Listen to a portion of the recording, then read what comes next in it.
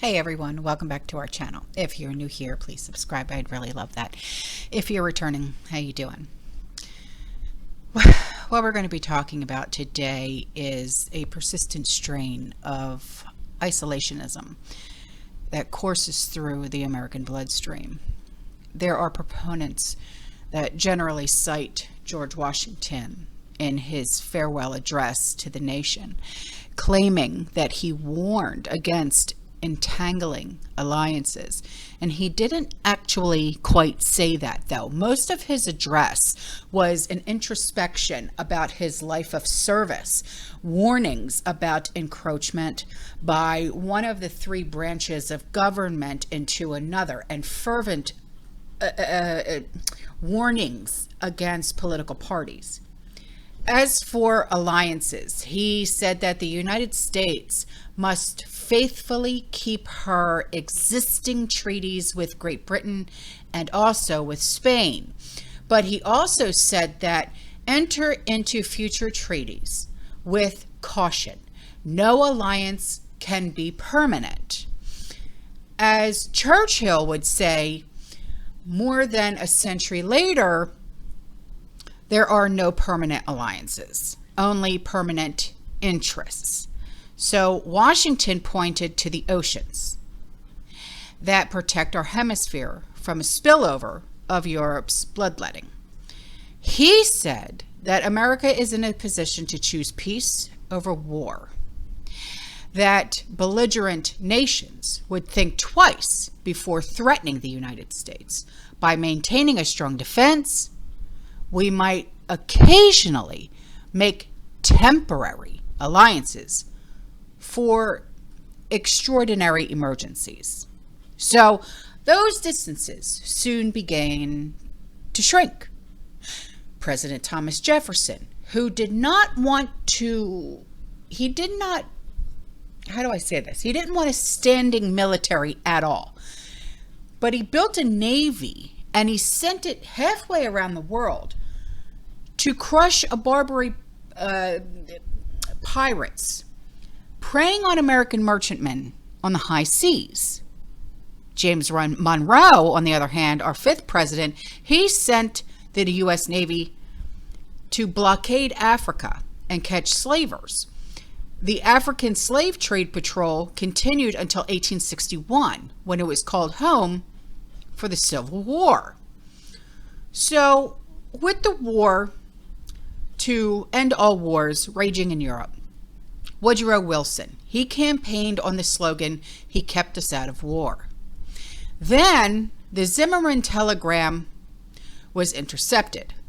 The Germans were offering Texas, Arizona, and New Mexico to Mexico if it would join the war on Germany's side. 2 million American soldiers shipped out to European shores, and another 2 million were on their way when the war ended. Over 100,000 American troops never made it home. They lost their lives in combat or by disease, Spanish flu most likely, because that was more deadly than enemy bombs, bullets, bayonets. So, World War I has ended by exhaustion and an armistice, not by decisive victory. Inevitably, it resumed as World War II in less than 2 decades. Again, America stayed out of it until the Japanese bombed to Pearl Harbor in December of 1941, followed immediately by Germany's declaring war on the United States. This time, the war ended in total victory by the Allies and unconditional surrender by Germany and Japan, despite wars breaking out continually over some corner of the world ever since. 2 of them, Korea and Vietnam, fought by American troops. Isolationists still clamored for America to withdraw into its fortress at home, saying, "We can't be the world's policeman." Okay, so Who would you rather have as the world's policeman? Because somebody is going to be. You might not like it, but it will always be as it always has been. The guy with the biggest army, the guy strong enough to lay down the law. Nature abhors a vacuum. The absence of world order means world chaos. Many powers keep their world's order at one time or another. They weren't the nice cops, the good guy, good cop, bad cop, okay? All practiced slavery, some practiced human sacrifice. They controlled their subjects with brutality. Their ships of state floated on seas of blood, for crying out loud. No such thing as rights or civil liberties. There's always another wannabe king of the hill watching, an equal or rising power on the edge of ruling empires, waiting for the top cop and their sword to grow dull. Now, the United States of America has held that position, the policeman of the world, since the end of the Second World War. We didn't choose this job. We didn't seek it.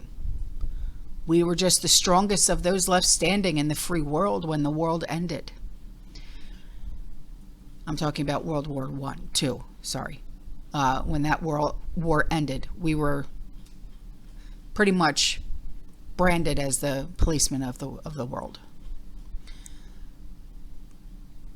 Before the smoke even cleared, our erstwhile ally, Stalin, was already moving to seize an empire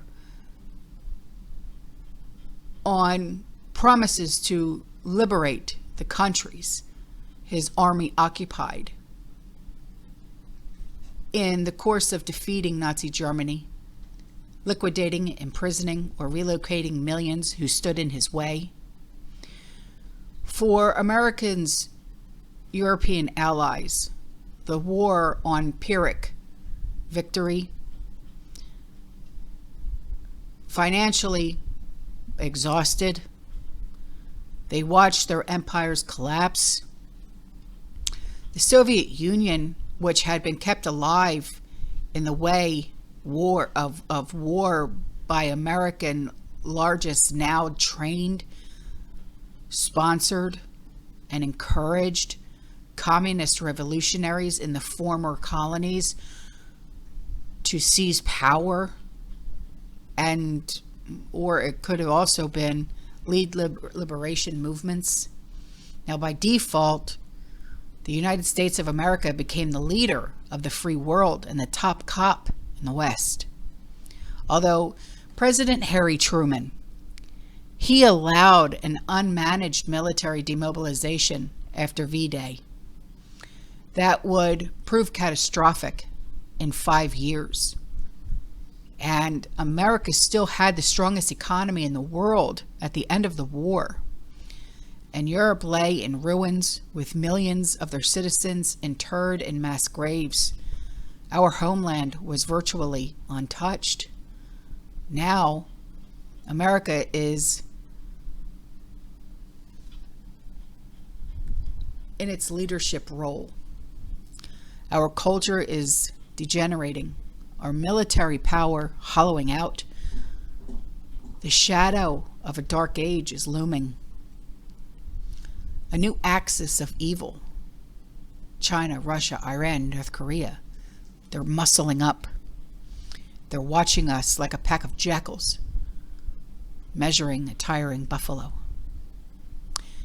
Considering the alternatives, look at the cultures of those who seek right now to replace America as a policeman of the world. Do you like what you see? Is this what you want for your children, your grandchildren, your nieces, your nephews? No. If it's not what you want for our little ones, we need to get a grip. We need to get a grip on ourselves and renew the United States of America as it was founded faithful to a constitution based on the Judeo-Christianity principles and values, as a country and people morally and fiscally sound. If we accept that America must continue to be the world's policeman simply because there is no one else in the free world that is capable of doing it, then we must continue to do it. Our armed forces have to be so strong and so ready to fight that nobody wants to mess with us. And everybody will want to be on our side. Look at our Marine Corps. Look at our Army. Look at our Air Force. Look at our Navy. Look at our Coast Guard. Proud Marine Rom. Hoorah! Okay? You must be strong. We must get our military back to where it was.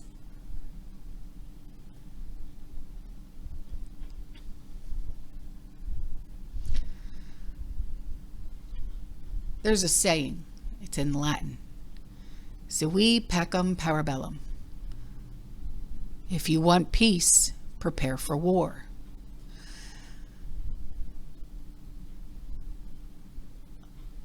The 4th century Roman Flavius Vegetius Renatus, observing the dismay, the decline of the Roman legion, was not the first nor the last in history to express the axiom of peace through strength.